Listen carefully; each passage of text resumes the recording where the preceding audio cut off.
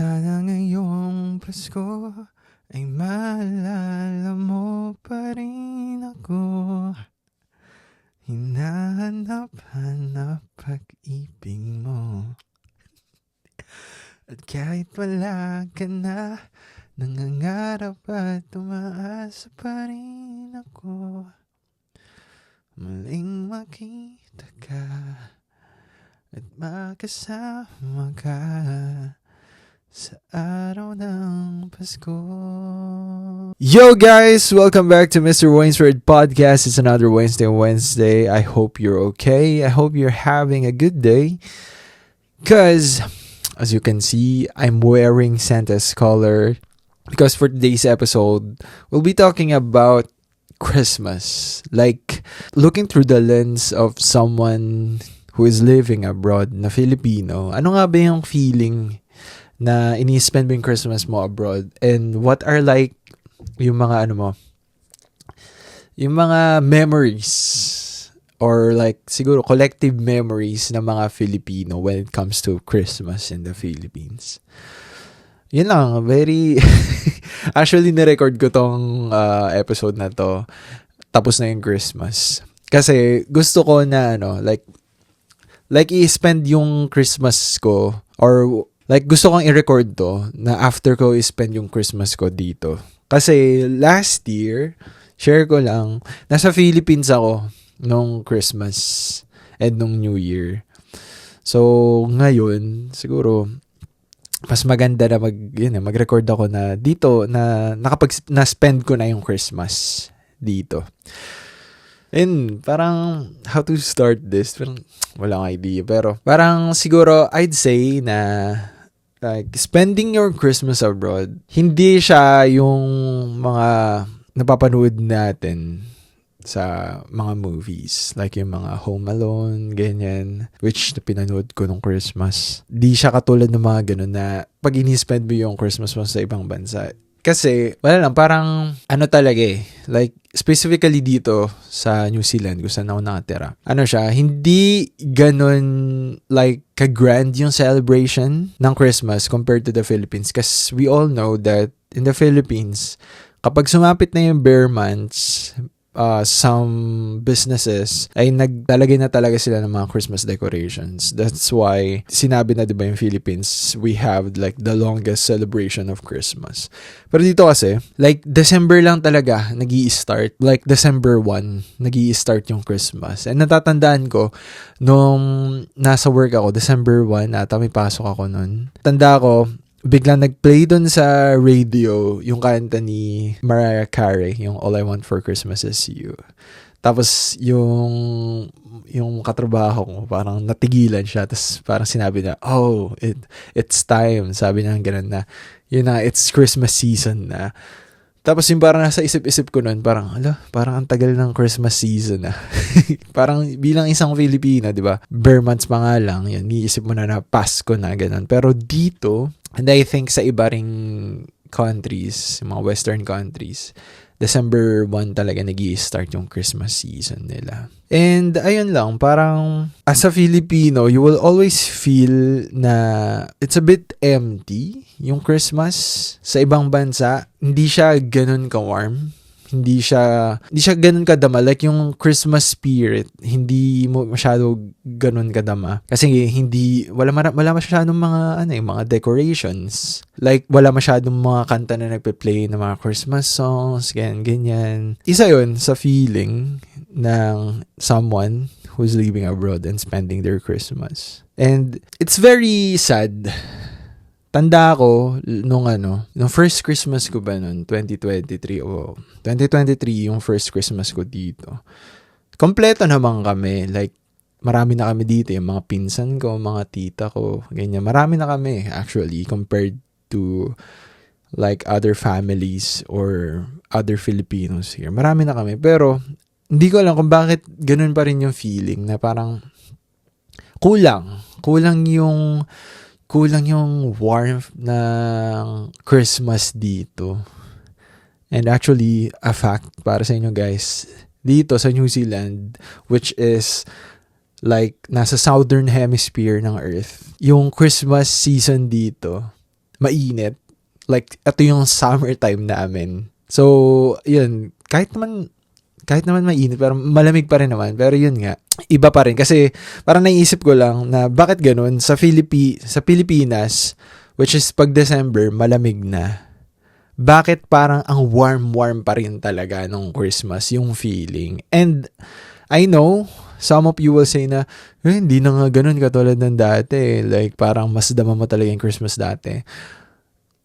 Siguro, parang ang take ko lang dun is it's not because nagbabago yung Christmas or parang hindi na ganun ka-feel yung Christmas pag tinitingnan mo yung paligid mo. I think it's because of us na we're growing up, we're adulting, ganun. Kasi napansin ko dun sa mga ibang bata, like mga relatives na bata sa family ko, ano sila parang pag Christmas, I can still see their excitement na masaya sila na Christmas, na alam nila na may mga regalong naghihintay para sa kanila. Pero for us na tumatanda na, we're adulting, feeling ko hindi natin masyado na-feel yung Christmas kasi parang kino-compare natin lagi yung mga feeling natin before nung mas bata pa tayo. Yun lang naman yung take ko. Pero baka rin naman talaga nag-iiba na yung Christmas. Pero I believe na ganoon lang talaga, tumatanda tayo. And ayun, isa rin yun sa mga feeling. And I would say na spending your Christmas abroad is a different kind of sadness. Kasi, awan ko parang, bakit ba? Parang hirap pa rin talaga pantayan nung Christmas ng Pilipinas. Kahit nasa abroad ka na. I mean, sabihin man natin dito, i-compare natin na mas maganda naman talaga yung government dito. And mas maayos yung way of living ng mga tao. Parang mas affordable yung cost of living. But still, iba pa rin talaga napapadama nung Christmas sa Pilipinas. And I'd say, syempre, kaya nararamdaman ko to kasi Filipino ko, no? And nakikita ko rin naman na yung mga ibang lahi dito, like yung mga dito naman talaga lumaki, and they're still happy pa rin naman with the simplicity of this season para sa kanila. Pero yun nga, laging may longing. Hindi nawawala siya every Christmas season. Na you always wish na sana na ini-spend mo yung Christmas mo sa Pilipinas. And isa rin sa masasabi ko, yung Christmas dito, yun nga, hindi siya ganun kaingay, hindi ganun katunog. Kasi sa atin, mararamdaman mo rin siya talaga kasi gawa ng mga nangangaroling, 'di ba? May mga bata, even like mga banda or mga choir, nangangaroling sila. And through that, mas nadadama mo yung Christmas. Like, hindi uso dito ng mga ganun, mga kumakatok talaga. Parang all year, expected mo kung anong mangyayari. Yung mga kapitbahay ko nga dito, hindi ko nga minsan nakikita sila Like, yung isa lang na kapitbahay nakikita ko and the rest, hindi na familiar sa akin yung mga mukha nila. Kasi parang we're really far apart dito. Like, masyado kaming magkakaiba. Yung culture namin and yung way of living or yung lifestyle namin, talagang magkakaiba. So, ang hirap lang din makarelate minsan. And yun nga, sometimes, yun din kasi nagpapa-feel sa'yo nung Christmas, diba? Yung mga neighbors mo, yung mga kapitbahay mo na sa Pilipinas, ganyan, nakikita mo sila na nagsiset na ng mga decoration sa mga bahay nila, ganyan. Tapos nag-uusap na sila about Christmas. Basta yung mga simple talks about Christmas ng mga neighbors na meron sa Pilipinas na wala dito. And yun yung nakakabawas kung bakit hindi namin nafe-feel yung Christmas dito sa ibang bansa. And speaking of the like pangangaroling, nakakamiss lang din talaga yung mga bata na nangangaroling. Meron kaming tinatawanan ng kaibigan ko sa Pilipinas kasi meron silang favorite na song na pangangaroling, which is yung sa ABS-CBN. Yung Umagang Maydla. Like, most ng mga bata, yun na lang yung inaanta. And napansin na namin siya like siguro 5 years ago pa na ganun yung mga kinakanta ng mga bata. And kung di ako nagkakamali, yung song na yun was released 2013. And yung mga bata ngayon, yun pa rin yung kinakanta. wala parang kapanahunan namin yung ganong yung kanta na yun. Pero still kinakanta pa rin ng mga bata ngayon. Kaya kami natatawa kasi puro umagang may dala yung mga naririnig namin. Pero yung classic talaga na Christmas song na masarap din talaga pakinggan yung title nun? Di ko alam actually. Yung hi, namamalahan. Yan, Merry Christmas. Di ko alam yung title, pero yun. Basta yung classic na pangaroling. Parang default na song ng mga nangangaroling. And, na-mention dun sa kanta na yun ay yung Aguinaldo. Which is, ano nga ba yung Aguinaldo? Maganda natin pag-usapan yan. Kasi sinasabi natin siya every Christmas through that song. I don't know kung sinasabi rin siya ng mga bata ngayon na parang manghihingi sila ng Aguinaldo. Di ko alam, parang nasabi namin yun nung bata ako. Parang, or nasabi yun ng magulang ko sa akin na manghingi ka ng Aguinaldo or meron silang Aguinaldo. Parang yung mga bata, mga matatanda mostly nagsasabi nun 'di ba, na magbibigay sila ng Aguinaldo sa mga bata, which is yung papasko nila. Pero, ano nga ba talaga ibig sabihin ng Aguinaldo? Kasi medyo na-curious na ako. Kasi kung like, iisipan ko ng medyo malalim, like maggagawa ako ng mga reasons. Sinabi ba na Aguinaldo kasi gawa ni Emilio Aguinaldo? Di ko alam kung gaano katagal na yung kantang yun. Baka na-predate niya pa yung si Emilio Aguinaldo. Pero, yun nga Aguinaldo. So, which is ang pinakakilalang Aguinaldo sa atin, si Emilio Aguinaldo, the first president. Sinabi ba yon kasi si Aguinaldo ay nasa 5 piso? Which is, pag sinabi ba na nang hihingi po na Aguinaldo, ibig sabihin, nang hihingi ka ng 5 piso? Ganun ba? Pero kasi kung iisipin ko, kung matagal na yung kanta na yun, ibig sabihin, yung 5 pesos before, which is, simula si Aguinaldo ata talaga yung nandun sa 5 peso coin. Oops, wait lang guys. Upon research, nalaman ko na si Emilio Aguinaldo ay wala na sa 5 piso na bago.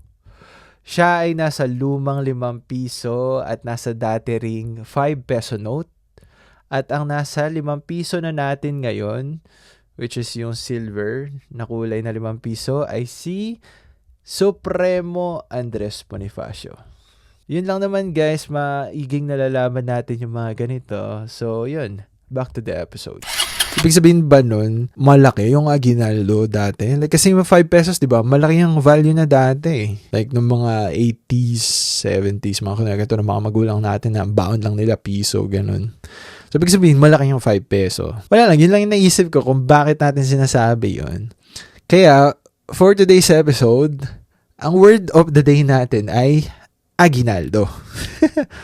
According to Google, Aguinaldo refers to a Christmas gift or bonus, often a mandatory year-end payment in Latin American countries like Mexico, derived from Spanish meaning Christmas present or Christmas carol, and is a culturally significant term also used in the Philippines for holiday gifts or bonus pay. The word of the day. Thanks be to it. Okay. According sa Google, ibig sabihin pala ng Aguinaldo is a Christmas present. It's a Spanish term na ibig sabihin ay Christmas present. And pwede rin palang gamitin yung Aguinaldo sa Christmas bonus. Like doon talaga siya nanggaling. Or baka yun talaga yung origin niya, yung Aguinaldo Oo, ito. Ito pa, mayroon pa meaning dito Kasi Christmas bonus, a legally required extra payment. So, para siyang talaga. Tama ba? Yun ba yung 13th month pay? Ganun ba yan? Tama ba? Hindi ako masyado familiar dun sa ganun So, 13th month pay. Pero parang ganun. Basta Christmas bonus siya. Kung about sa mga sa companies, kung gagamitin mo siya within a company. Pero, yun nga, naging siya sa Philippines na it's a present. It is something that you give on Christmas. Like, to feel the Christmas spirit or para mas madama ng bawat isa yung Pasko. It can be like cash or in kind, sabi dito. Okay, so, yun. At least ngayon, alam natin kung ano ibig sabihin ba nung aguinaldo. Pero, maganda rin yung theory ko dun sa aguinaldo. Baka ginamit lang yun ng mga bata before na nanghihingi sila ng aguinaldo. Nanghihingi sila ng 5 piso. Diba? Parang mas maganda yung origin ng word na yun, no? Kapag ganun yung origin. Na, awan ko dito, parang hindi ko sure, no? Pero, hindi ko masyado nakikita dito na nagbibigay ng, ng pera. More on gifts talaga yung mga tao dito. Yung mga, makasyado ako sa mga tao dito. Pero, let's say na lang mga Western people, more on gifts sila diba? Kapag Christmas. Pero, kasi sa Pilipinas, I'm just speaking from my family. Hindi kami ganun sa gifts. More on money kami. Yung nilalagay namin sa angpao, yung pera. And ayun yung aguinaldo, yun yung binibigay sa mga bata. And wala lang. I remember, ang dami ko talaga nakukuha nung bata ko. Kasi mostly mga relatives ko, they are living abroad. So, kapag nagpadala talaga sila, mga 500, 1,000. Tapos kapag ninong or ninang ko pa yung nagpadala, so mas mataas yung bibigay sa akin. And ang nakuha ko ata dati, pinakamataas, 13,000. Ganun. As a bata yun Ang dami nun. Di ko alam kung paano ko ginastos yung 13,000 na yun. Pero yun lang. Nakakamiss lang. Nakakamiss lang. Parang I know ngayon hindi na kami bibigyan kasi nagtatrabaho na ako. Tapos isa pa, nandito ako sa ibang bansa, di ba? Like, parang medyo imposible na nabigyan pa kami ng aguinaldo. Pero, ako lang ko last year, nabigyan ako kasi nasa Pilipinas ako nun. So, yun pala yung trick. Parang kapag gusto mo rin na magkapera, magka-aguinaldo, uwi ka ng Pilipinas. Kasi baka bigyan ka pa rin ng mga tito-tita mo galing sa ibang bansa. And yun din. Isa rin, wala rin mga ganon. Ano pa ba? Marami pa Pero, I just really miss yung yung kapag nagda-drive pa uwi sa Pilipinas, pag Christmas season, makikita mo yung hile-hilerang mga parol, mga pailaw na binebenta. I really love it.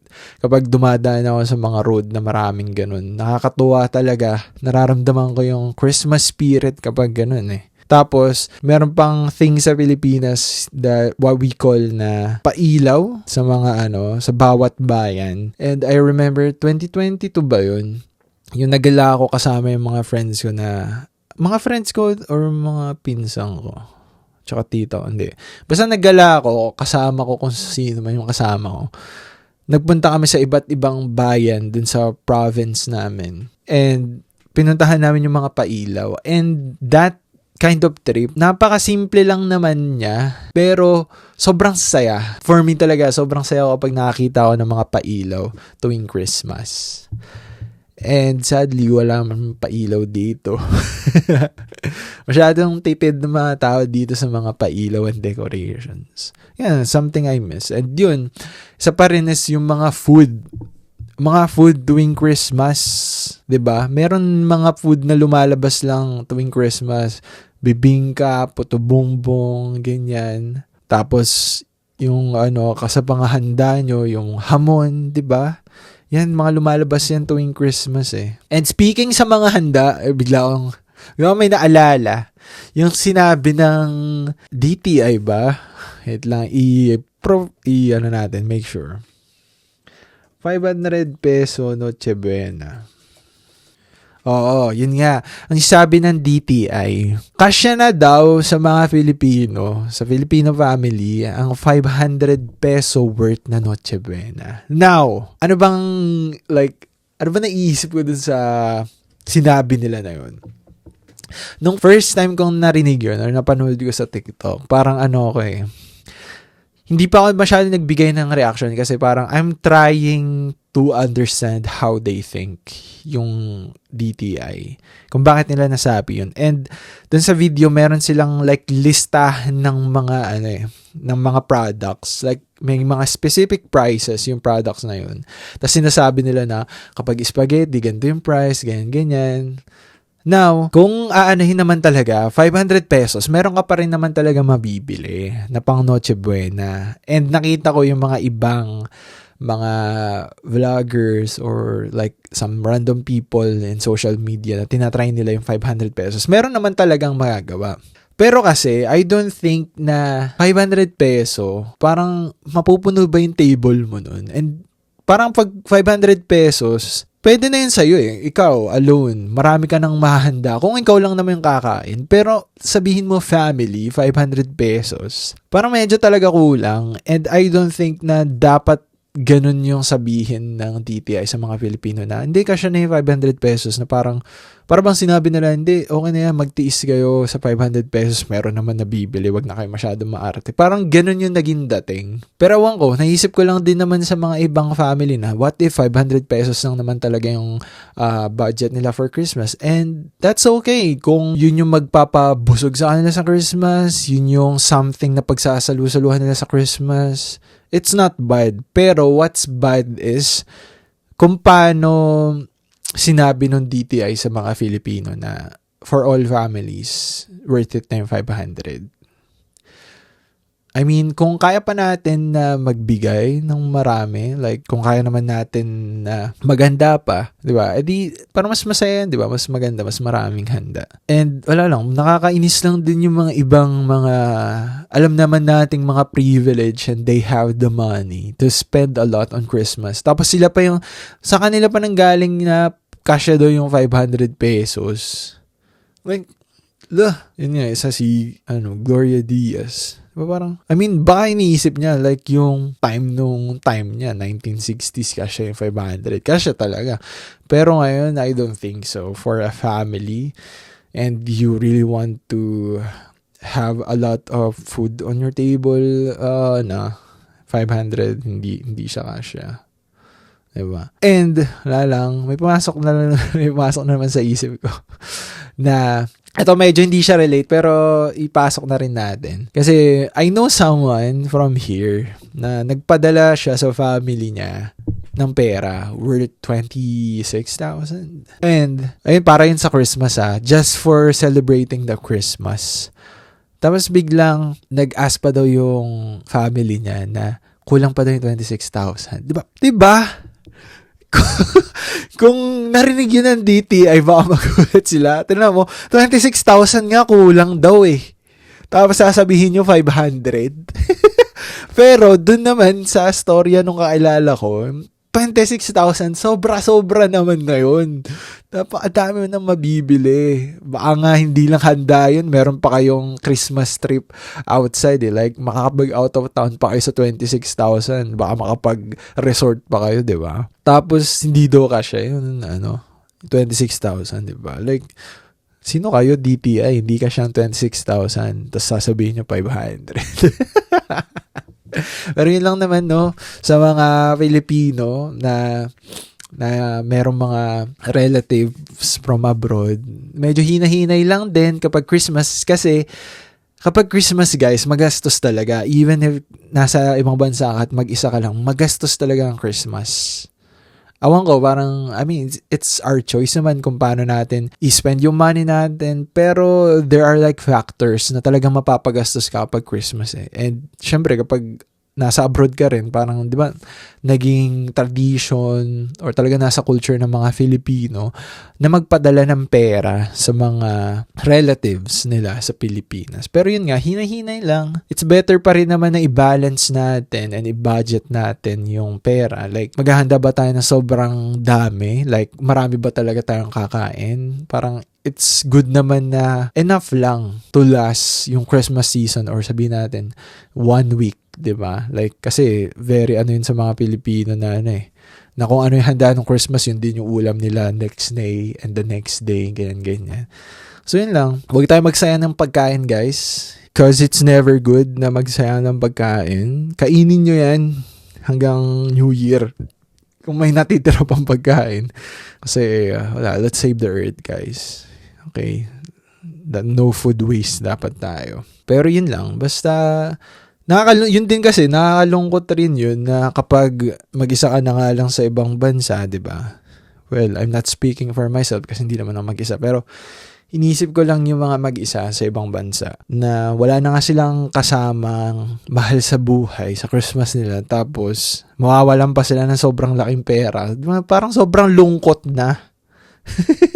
Di mo na nga dama yung Christmas. Wala ka pang pera. Wala ka pang mahal sa buhay na kasama. Diba? Triple yung lungkot. Pero wala baka yung iba, mas nararamdaman nila yung Christmas siguro kapag nagbibigay sila sa mga relatives nila. Pero sana lagi may tinitira sa sarili. Kasi you deserve a good and happy Christmas. Ikaw yung nagpakapagod sa trabaho. So, deserve mong sumaya sa pera mo tuwing Christmas. Bili ka ng mga regaluhan mo yung sarili mo, di ba? Sino ba nagsabi na hindi pwedeng regaluhan ng sarili sa Christmas? And ano pa ba? Ano pa ba mga maganda sabihin na ganyan? Wala lang. Nothing beats talaga a Jet 2 holiday. Joke. Ang pangit, corny nun. Parang nothing beats the Christmas of the Philippines. Totoo pa rin yung the best ang Pasko ng Pilipino. And I will always wish to spend my Christmas in the Philippines. Kasi mas dama yung Christmas spirit. Ganyan. Mga simbang gabi, di ba? After simbang gabi, kain sa labas, puto bonbon, ganyan.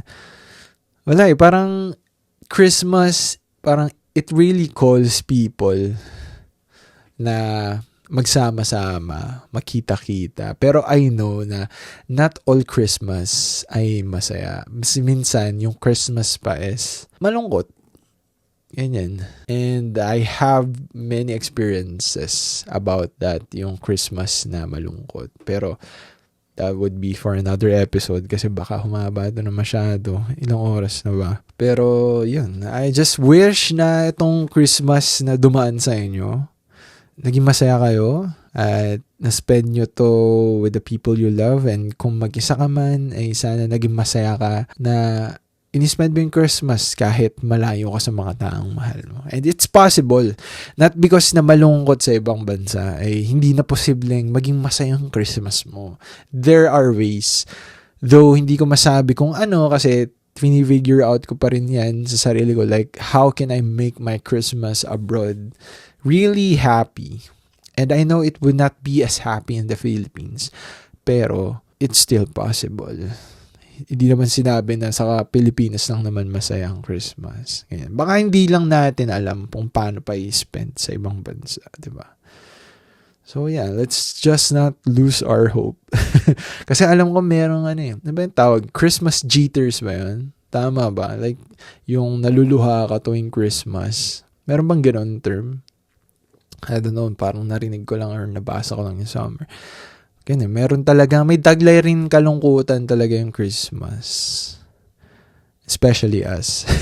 And wala lang, naalala ko, yung nakanta ko kanina, yung kanta ni Ariel Rivera, that is the song na plinay, or yun yung background music nung prep ako.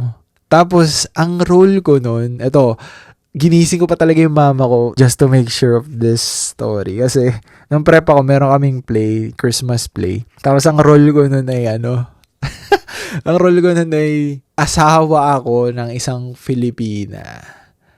Ay, ang role ko nun ay isa akong OFW na umuwi galing Pilipinas. Na umuwi galing ibang bansa. Tapos, naghihintay yung asawa ko sa airport. Tapos ang suot ko nun, makapal.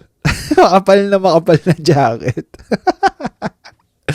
Pero parang mali pala yun. Kasi kung nasa airport ka na ng Pilipinas, ibig sabihin mainit na yun, di ba? Ewan ko. Yun yung pinagawa nung teacher ko. Hindi ko na rin masyado rin tanda. Basta alam ko nun nakamakapal akong damit na pang ibang bansa talaga. Tapos nagyakap pa kami nung kaklase ko. Tapos nagsigawan yung mga tao.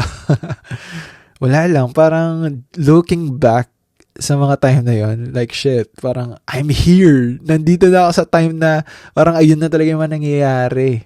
Na posible na talaga na meron akong asawa sa Pilipinas na maghahantay sa pag-uwi ko tuwing Pasko.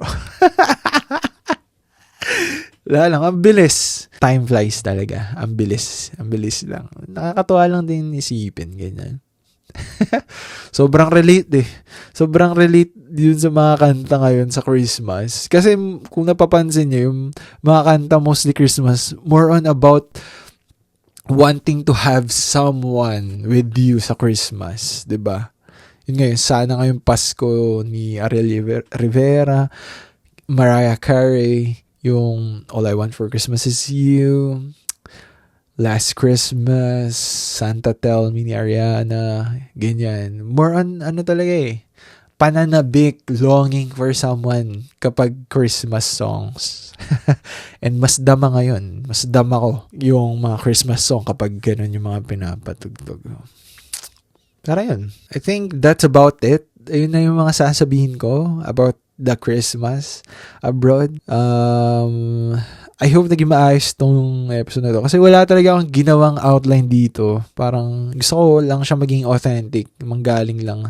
Hindi naman sa hindi authentic kapag may outline.